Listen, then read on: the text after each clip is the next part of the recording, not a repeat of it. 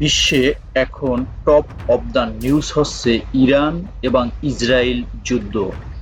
Iran এবং Israel এই যুদ্ধের প্রধানত একটি বিষয় আমরা লক্ষ্য করতে পারছি যে ইরানের যে প্রধান প্রধান যে সামরিক কর্মকর্তাগুলো ছিল এবং বিজ্ঞানীগুলো ছিল, ইসরায়েল কিভাবে তাদেরকে হত্যা করলো। সত্যি বলতে, যদি কোনো মানুষের ভিতরে দেশপ্রেম না থাকে, তাহলে সে তার নিজের ঘরকেও অন্যের কাছে বিক্রি করে দিতে পারে।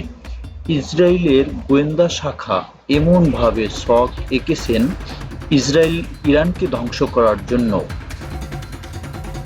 তাতে তারা ইরানের নাগরিকদেরকে তারা কিনে নিয়েছে। মোসাদের সদস্যদের এমনভাবে তারা তৈরি করেছে, এমনভাবে ইরানের নাগরিকদের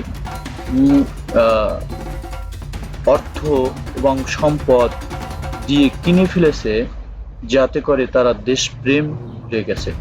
একটা জিনিস খেয়াল করেন যে এমনি কিভাবে নিখুঁত করে একটি দেশের কতগুলো প্রধান প্রধান বিজ্ঞানী এবং সেনাপ্রধান এদেরকে হত্যা করা হলো। এটা কিভাবে সম্ভব?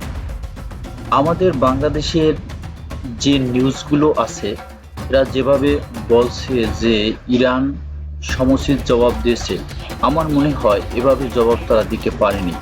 যে দেশের ডজনখানি কর্মকর্তা যারা মারা গিয়েছে এবং এত প্রোটেকশনের পরেও এত একটা প্রোটেক্টিভ এরিয়ায় কিভাবে হত্যা করা হয়েছে, তার বিনিময়ে ইরান কিছুই করতে পারেনি।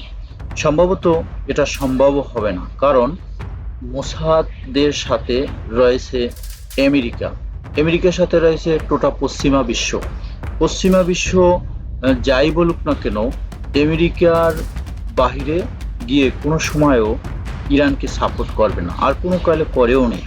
আর পশ্চিমা এবং পশ্চিমা কখনই ইরানকে সমর্থিত করেনি, বরংশ বরাবরই তারা মিডল ইস্টকে দমিয়ে রাখার জন্য সব ধরনের চেষ্টা চালিয়ে গেছে। এখন বর্তমানে মনে হচ্ছে যে ইরান সম্ভবত ইরাকের মতোই এরকমের নিঃশেষ হয়ে যেতে পারে। দেখা যাক কি হয়।